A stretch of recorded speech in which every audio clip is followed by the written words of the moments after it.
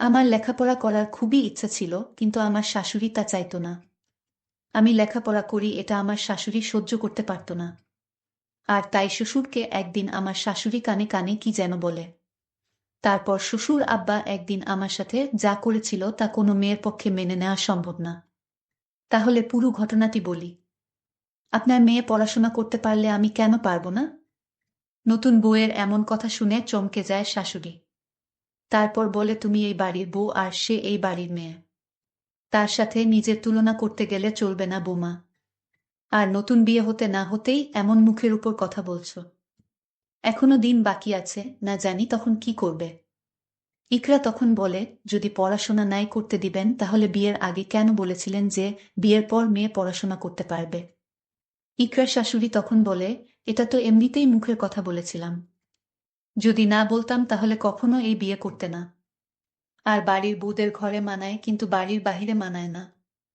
ইকরা তখন বলে, মিথ্যা প্রতিশ্রুতি দেওয়া ঠিক না। আপনার মেয়ে যদি এই বাড়িতে থেকে পড়াশোনা করে তাহলে আমাকেও সুযোগ দিতে হবে। আমি তোমাকে আগেই বলেছি বাড়ির বউদের মেয়েদের সাথে তুলনা করতে নেই। ইকরা তখন মুচকি হেসে বলে, আপনিই না বলেছিলেন আমাকে এই বাড়ির মেয়ের মতো রাখবেন? তাহলে কি সবকিছু মুখের কথা ছিল? ছেলের বউয়ের কথায় বিরক্ত হয়ে চলে যায় ইকরার শাশুড়ি। আর বলে, যা বলার অসীমের সাথে বলবে। আমি আর কিছু বলতে চাই না। রাতে অসীম অফিস থেকে বাসায় ফিরলে, আজ যা যা হয়েছে সব বলে ইকরা। কথা শেষ হলে অসীম বলে, মা যা বলেছেন সব তো ঠিক বলেছে। তুই এই বাড়ির বউ, এখন এসব পড়াশোনার কথা বলা মানায় না তোমাকে। তোমার সংসার সামলাবে, এখন পড়াশোনা করার প্রয়োজন নেই। ইকরা তখন বলে, আমি পড়াশোনা করতে চাই, আর কিছু না। বিয়ের আগে আমি এই শর্ত দিয়েই তারপর তোমাকে বিয়ে করেছি অসীম। অসীম বলে, তুমি পড়াশোনা করে কি করবে? উচ্চশিক্ষিত হবে, আর বেশি হলেও পড়াশোনা শেষ করে তুমি একটা ভালো চাকরি করবে। এর বেশি তো কিছু না। আমি পড়াশোনা করতে চাই। চাকরি করব নাকি করব না এটা পরে দেখব। নাইম বলে, এত কিছু দরকার নেই। আমি তো আছি। এমন তো না যে আমি ভালো কোনো চাকরি করব না। তোমাকে অভাবে রেখেছি। ইকরা তখন চোখের কোণে জল নিয়ে বলে, আমার বড় বোনকেও তার স্বামী একই কথা বলেছিল। আমার বড় বোন আমার থেকেও বেশি মেধাবী ছিল। অভাবের সংসার, বড়লোক পরিবার দেখে এসএসসি পরীক্ষার সময় বিয়ে দিয়েছিল। স্কুলে অনেক সুনাম ছিল, সকল টিচার বলতো হুমায়রা অনেক ভালো ছাত্রী আর মেধাবী ছাত্রী, এই স্কুলে কখনো দেখেনি এমন ছাত্রী। কিন্তু এসএসসি পরীক্ষার সামনে করে বিয়ে হয়ে যায়। বিয়ের পরে আমার বোন বলেছিল পড়াশোনা করার দরকার নেই। ঠিক এমনি প্রতিশ্রুতি দিয়েছিল, কিন্তু আজ আমার বোন ঘরে বসে আছে। ডিভোর্স হয়ে গেছে। কোলে 3 বছরের একটা সন্তান। যদি ঠিকমতো পড়াশোনা করতে দিত তাহলে মানুষের বিভিন্ন কথা শুনতে হতো না। সবকিছু নিজেই গুছিয়ে নিতে পারত। অসীম তখন বলে, তোমার কি মনে হয় আমাদের সম্পর্ক একদিন নষ্ট হয়ে যাবে? আমি জানি না কি হবে। তবে এতটুকু জানি, সম্পর্ক গড়তে অনেকটা সময় লাগলেও ভাঙতে কিন্তু 1 মিনিট যথেষ্ট। আমার আপুর সাথে যা হয়েছে তারপর থেকে আমি আর কাউকে বিশ্বাস করি না। অসীম বলল, আচ্ছা ঠিক আছে, আস্তে আস্তে বিশ্বাস হয়ে যাবে। এটা বলে অসীম চলে যেতে চাইল। দরজা থেকে বাহির হওয়ার সময় পিছন থেকে ইকরা বলল, দাঁড়ান। পিছন থেকে ফিরে দাঁড়ায় অসীম। আপনি কিন্তু আমার কথার এখনো জবাব দেন নাই। জবাব না দিয়ে চলে যাচ্ছেন, এটা কিন্তু ঠিক না। অসীম বলল, কিসের জবাব? ইকরা কিছুটা অস্বস্তি নিয়ে বলল, আমি আপনার সাথে আমার পড়ালেখার কথা বলেছিলাম।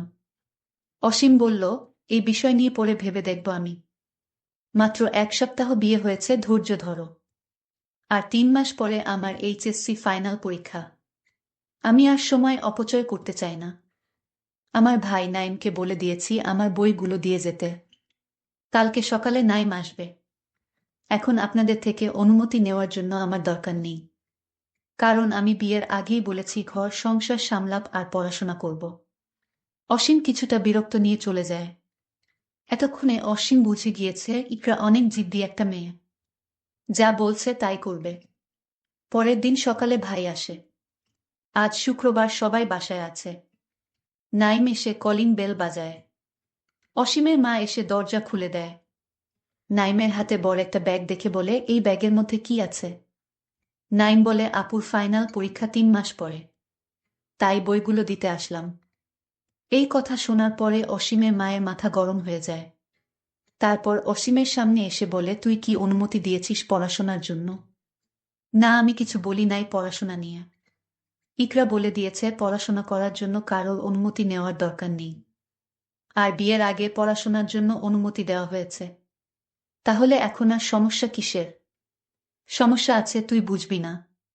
বুকে মাথার উপর তুলে রাখা যাবে না। আজ তোর কথা শুনে নাই, কালকেও শুনবে না। এভাবে আস্তে আস্তে তোর কথায় কোনো পাত্তা দিবে না। ইকরা এসে ভাইকে রুমের মধ্যে নিয়ে গিয়ে শরবত খেতে দেয়। অনেক রোদের মধ্যে আসছে, মুখটা একদম পুড়ে গিয়েছে। ক্লাস 9-এ পড়ে 9। অসীমের মা বলে, তুই দাঁড়া, আমি মজা দেখাচ্ছি। বইসহ এখনই আমি ওর ভাইকে বিদায় করে দিচ্ছি। অসীম বলে, না মা, এমন কিছুই করবে না। চলেই যখন এসেছে কোনো ঝামেলা করবে না তুমি। নতুন বিয়ে হয়েছে, এটা যদি ইকরার বাবা মা জানে তাহলে একটা সমস্যা সৃষ্টি হবে। আর ডিভোর্সও হয়ে যেতে পারে। এখানে মান সম্মানের একটা বিষয় আছে। নাইম ওর বোনকে বলে, আপু, তোর শাশুড়ি তোর পড়াশোনার অনুমতি নিয়ে কি বলছে?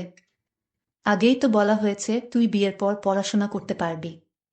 নাইম ওর দুলাভাইয়ের সাথে বাইরে গিয়েছে, তখন ইকরার শাশুড়ি এসে বইয়ের ব্যাগটা নিয়ে চলে যায়। ইকরা বাধা দিতে চাইলে ধাক্কা মেরে পাশে ফেলে দেয়। ইকরা মাথায় প্রচণ্ড আঘাত পায়। ঠিক তখনই রুমে তার শ্বশুর অবস্থিত ছিল। শ্বশুর তাকে হাসপাতাল নিয়ে যায় এবং ব্যান্ডেজ করে বাসায় চলে আসে। আমার শ্বশুরকে আমার শাশুড়ি ডাক দিলেন, এইদিকে আসেন, কথা আছে আপনার সাথে। শ্বশুর তখন ডাক শুনে চলে গেলেন। আমার শাশুড়ি আমার শ্বশুরকে কানে কানে কি যেন বললেন। আমি শুনতে পাইনি। আমার কেন জানি আমার শ্বশুরকে সন্দেহ হলো। আমার শাশুড়ি কার পড়া পেয়ে শ্বশুর আগের মতো আমার সাথে তেমন ভালোভাবে কথা বলে না। অসীম রাতে বাড়িতে ফিরল, তখন তার মাথায় ব্যান্ডেজ দেখে বলল, কি হয়েছে তোমার, ব্যান্ডেজ কেন তোমার মাথায়? আপনার মা আমাকে ধাক্কা মেরে ফেলে দিয়েছে, আমি আমার ভাইয়ের কাছ থেকে বই নিয়ে পড়তে বসলাম তাই। আমি আগেই বলেছি তুমি এসব পড়াশোনা এখন বাদ দাও, কি হবে এত লেখাপড়া করে। এই কথা বলে অসীম বলল, আমার একটা চাকরি হয়েছে শহরে, তাই আমি আগামীকাল চাকরিতে চলে যাব। আমি তোমার সকল খবর ফোনে নিব। মায়ের সাথে ঝগড়া করবা না। তোমার যা কিছু লাগে আমাকে ফোনে বলবা, আমি সব তোমাকে দিব। আমার কিছুই দরকার নেই, কত স্বপ্ন ছিল লেখাপড়া করার, আপনি এটাই যখন দিতে পারলেন না, তাহলে আমার আর কিছুই চাওয়ার নেই। অসীম বলল, আমি আগে চাকরিতে জয়েন দেই, তারপর দেখা যাবে। পরদিন সকালে সবার কাছ থেকে বিদায় নিয়ে চলে গেল আমার স্বামী অসীম।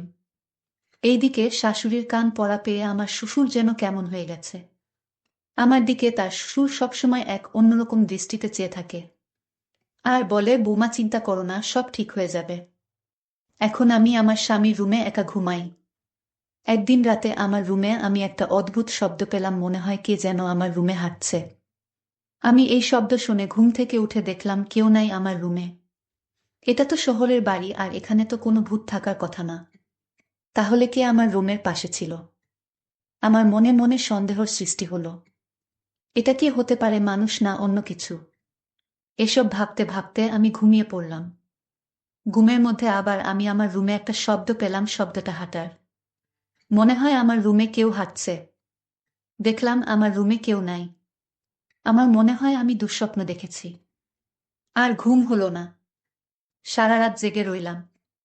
এরপর দিন আমি আবার ঘুমাতে গেলাম। ঠিক তখন রুমের জানালা দিয়ে লক্ষ্য করলাম কে যেন আমাকে লক্ষ্য করছে। আমি দেরে গেলাম, জানালার কাছে গিয়ে দেখলাম কেউ নাই, তবে কিছুটা যেন আমার সুরের মতো আন্দাজ করলাম। তাহলে কি আমার সুর? না, এখানে সুর আসবে কেন? আমি একটা দুশ্চিন্তার মধ্যে পড়ে গেলাম। আসলে আমার সাথে এমন হচ্ছে কেন? এর মধ্যে শাশুড়ির ডাক পড়ল, বুমা কোথায় তুমি? এত সময় ঘুমালে হবে। আমার শাশুড়ি বলল, কে নাও মা, অনেক বেলা হয়েছে। শাশুড়ির আদর যেন উদলে পড়ছে। এই তো কতদিন আগে শাশুড়ি আমার ধাক্কা দিয়ে মাথায় আঘাত করে, আর আজ তার এত দরদ কোথায় থেকে এলো? আমার শাশুড়িকে কেমন যেন এক সন্দেহ হলো। আমি কোনো কথা না বলে আমার রুমে ঘুমাতে গেলাম। পরদিন সকালে ঘুম থেকে উঠে আমি যখন নাস্তা করতে বসি, তখন আমায় ডাক দিল আমার শ্বশুর। আমি শ্বশুরের রুমে গিয়ে দেখি শ্বশুর নেই। কি আশ্চর্য, আমি কিছুই বুঝতে পারছি না, আমার সাথে এটা কি হচ্ছে। আমার মাথায় নানা রকম চিন্তা আসতে শুরু করল। আমি এখন মনে মনে সিদ্ধান্ত নিলাম, এটা কে এবং কেন এখানে আসে, আমার কাছে কি চায়, আমার সবকিছুই জানতে হবে। যতদিন পর্যন্ত আমি জানতে পারবো না, ঠিক ততদিন পর্যন্ত আমার মন কিছুতেই শান্তি হবে না। এর মধ্যে আমার স্বামী অসীমের ফোন আসলো। আমি ফোনটা রিসিভ করি। আমার স্বামী আমায় বলল, কেমন আছে? আমি বললাম, ভালো, তুমি কেমন আছো? ভালো। আচ্ছা, তোমার কোনো সমস্যা হয়নি তো? মা বাবার সাথে মিলেমিশে থেকো, ঝগড়া করো না। আর তোমার কিছু লাগবে? আমি বললাম, না, কিছু লাগবে না। যদি লাগে তাহলে আমি বলবো। ঠিক আছে, আমি সামনের সপ্তাহে বাড়িতে আসবো, তুমি কোনো চিন্তা করো না। এরপর আমি মনে মনে সিদ্ধান্ত নিলাম, আমার রুমের পাশে কে থাকে এই রহস্য বের করতে হবে। আর কিভাবে ধরা যায় তার জন্য ঘরের দরজার কাছে, অর্থাৎ যেখানে সে পা রাখে, সেখানে আমি পায়ের চাপ নেওয়ার জন্য বা জুতার চাপ নেওয়ার জন্য আমি একটু মাটি পানির সাথে ভিজিয়ে কাদা করে ঘরে যেভাবে মোচন করে ঠিক সেইভাবে রুমের নিচের জায়গাটায় কাদা দিয়ে মোচন করে দিলাম। এখন যে কেউ এখানে এসে দাঁড়ালে তার জুতার ছাপ লেগে থাকবে, আর তা দেখে আমি সহজেই বের করতে পারবো এটা কে এবং কি চায়। পরদিন সকালে যখন আমি ইচ্ছু করেই রুমে যাই, তখন আমি লক্ষ্য করলাম এখন কেউ আসে না। আমি ভাবলাম রাতে হয়তো আসবে, আর তাই রাত পর্যন্ত অপেক্ষা করতে লাগলাম। তার মাথার অংশটা কিছুটা আন্দাজ করতে পারলাম, কিন্তু আমি শিওর না এটা কে। তারপর আমি যখন রুম থেকে বের হই, তখন আমি তার জুতার চাপটা দেখে আমার মাথায় যেন আকাশ ভেঙে পড়ল। দেখলাম আমার আপন ছোট ভাইয়ের জুতার চাপ। তাহলে নাইম এখানে কিভাবে আসবে? আর সে এখানে আসবে কেন? সে তো আমাদের বাড়িতে, এটা তো দেখছি আমার ভাই নাইমের জুতার ছাপ। না, এটা হতে পারে না। আমি ভুল দেখছি না তো? আমি স্বপ্ন দেখছি না তো? আমি আমার প্রত্যেকটা রুমে আমার ভাই নাইমকে দেখলাম এবং তার জুতা খুঁজলাম, কিছুই পেলাম না। আমি এখন কি করব বুঝতেছি না। এই বিষয়টা কি আমার শ্বশুর শাশুড়ির সাথে শেয়ার করা যায়? এক মনে ভাবলাম, না, এখন শেয়ার করব না। তাকে আমার নিজ চোখে দেখতে হবে। আর এটা দেখার জন্য আমি আমার বড় বোনকে বললাম, তুই একদিনের জন্য আমার শ্বশুর বাড়িতে আসবা। আমি একটা মহা দুশ্চিন্তায় পড়ে গেলাম। আমি আপুকে বললাম, তুমি আমার শ্বশুর বাড়িতে আসো, তোমাকে আমার জরুরি দরকার। তুমি কালই আমার স্বামীর বাসায় আসো। বড় আপু বলল, ঠিক আছে, আমি কাল আসছি। পরদিন আপু যখন আসলো, রাতে খাওয়া দাওয়া করে যখন ঘুমাতে গেলাম, তখন সব ঘটনা আমি খুলে বললাম। আপু বলল, নাইম এখানে আসবে কি করে? সে তো আজ 10 দিন ধরে তোর দুলাভাইয়ের বাড়িতে। তোর দুলাভাই ব্যবসার কাজে গেছে, তাই বাড়িতে কেউ নাই, তাই আমি একা একা থাকতে ভয় পাই, আর তাই নাইমকে নিয়ে গেলাম আমার বাসায়। কি বলো আপু, তাহলে নাইমের জুতার ছাপ এখানে কি করে এলো? ঠিক আছে, তুই কোনো চিন্তা করিস না, কালের রহস্য আমি খুঁজে বের করব। তারপর আপু আর আমি ঘুমিয়ে গেলাম। সকালে আমার বড় বোন বলল, আমি আগে থেকেই রুমের জানালার পাশের রুমে আমি একটা মোবাইল নিয়ে দাঁড়িয়ে থাকব, আর রাত যখন হবে তখন আমি ওই রুম থেকে দেখব সেটা কে তোর রুমে আসে এবং তোর কাছে কি চায় সব ভিডিও করে ফেলব। তাহলেই সে ধরা পড়বে। আমি বললাম, আপু তোমার মাথায় এত বুদ্ধি আছে। পরদিন রাত হলো, আপু আগে থেকেই রেডি, আর আমি এইদিকে রুমে গিয়ে শুয়ে পড়ার ভান করলাম। তখন রুমের দরজার কাছে একটা লোক আসলো এবং দরজাটা দিয়ে প্রবেশ করলো রুমে। সেটা আপু দেখতে পেল এবং কয়টা ছবি তুলে ফেলল। ছবিতে যে লোকটি ছিল তা দেখে আমি অবাক হয়ে গেলাম। সেটা আর কেউ না, এটা হলো আমার শ্রদ্ধেয় শ্বশুর আব্বা। কিন্তু এটা যদি শ্বশুর আব্বা হবে, তাহলে নাইমের জুতার চাপ এখানে আসলো কি করে? কিন্তু ছবিতে ভালো করে লক্ষ্য করলাম, শ্বশুর আব্বার পায়ে যে জুতা ছিল সে জুতা নাইমের। মানে আমার শ্বশুর আব্বা নাইমের জুতা রুমের দরজার কাছে আসতো। নাইম যেদিন আমার স্বামীর বাড়িতে বই দিতে আসলে, সেদিন নাইমকে শ্বশুর আব্বা নতুন জুতা কিনে দিয়েছিল। আর তার পায়ের জুতাগুলো আমার শ্বশুর অন্যরকম বাহানা দেখিয়ে জুতা রেখে দিল।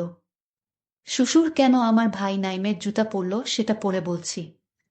তার আগে বলি, আমি যখন ঘুমের ভান করে শুয়ে রইলাম, তখন শ্বশুর আব্বা আমার রুমে ঢুকল। তারপর আমার স্বর্ণের অলংকারের সাথে একটা তাবিজ বেঁধে দিল, আর আপু জানালা দিয়ে ভিডিও করল। তাবিজটা বেঁধে রুম থেকে বের হয়ে গেল। আমি আমার স্বামীকে ফোন দিলাম, বললাম তাড়াতাড়ি বাড়িতে আসো, জরুরি কথা আছে। আমার স্বামী আমার কথা মতো রওনা দিয়ে দিল। বাড়িতে আসার পর আমার স্বামীকে আমার বড় বোন ভিডিওটা দেখালো। শ্বশুর আব্বাকে আমার স্বামী ডাক দিয়ে বলল, বাবা এসব কি দেখছি? তুমি আমার স্ত্রীর অলংকারের সাথে তাবিজ বাঁধলা কেন? বাবা তখন সব বলে দিল, আমার কোনো দোষ নেই বাবা, সব দোষ তোর মায়ের। তোর মা আমাকে একটা তাবিজ দিয়ে বলল, তুমি বৌমার গলায় তাবিজটা পরিয়ে দিও, তাহলে বৌমা এসব পড়াশোনার কথা ভুলে যাবে। আর এমনও হতে পারে তার স্বামীর প্রতি হিংসা বেড়ে যেতে পারে এবং তাকে ডিভোর্স দিয়ে চলেও যেতে পারে। তোর মায়ের তোর স্ত্রীকে পছন্দ হয়নি। সে নাকি মুখের উপর কথা বলে, আর তাই জাদু করার সিদ্ধান্ত নেয় যেন সে এ বাড়ি থেকে চলে যায় স্বেচ্ছায়। বাবা তোমরা একাই থাকো এ বাড়িতে, আমি আমার স্ত্রীকে নিয়ে এ বাড়ি থেকে চিরদিনের জন্য চলে যাচ্ছি। বুক ভরা কষ্ট নিয়ে বাড়ি থেকে শহরে চলে এলাম। কিছুদিন পর আমার মা বাবা আমার কাছে গিয়ে বলল, বাবা আমি চেয়েছিলাম বোমা সারাদিন বাড়িতে থাক, আমি চাই না বোমা লেখাপড়া করে চাকরি করুক, এতে বাড়ি শূন্য শূন্য লাগবে। আমার গল্প করার মতো কেউ থাকবে না। আর এই জন্য জাদু করেছিলাম যেন বোমা লেখাপড়ার কথা ভুলে গিয়ে সংসারে মনোযোগ দেয়। চলো বাবা বোমাকে বাড়িতে নিয়ে যাই। আমি মায়ের কথা ফেলতে না পেরে আমি আবার সেই বাবার বাসায় ফিরে আসলাম। বন্ধুরা, গল্পটি কেমন লাগলো তা অবশ্যই কমেন্ট করে জানাবেন। ধন্যবাদ।